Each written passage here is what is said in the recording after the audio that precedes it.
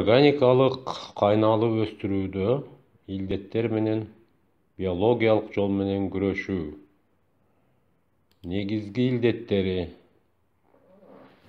тешик же такчалар, дырчатая пятнистость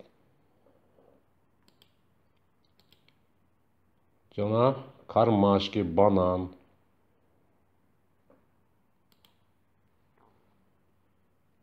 Кайнааланын илдеттери менен кантип күрөшөбүз?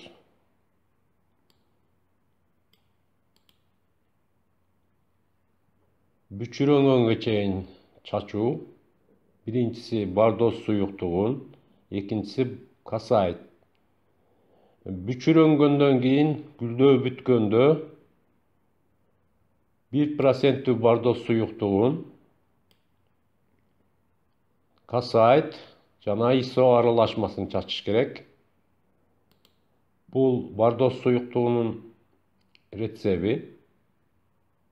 Касайт 10 литр сууга 25 грамм кошулат.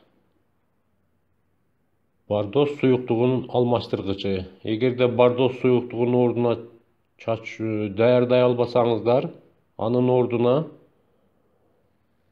10 литр сууга 8-10 грамм жез купоросун, 3-4 кашык кир жугууч порошок кошуп чачып койсоңуздар, грибоктун козгогучтары өлөт, жок болот. Кармашки, банан болгон.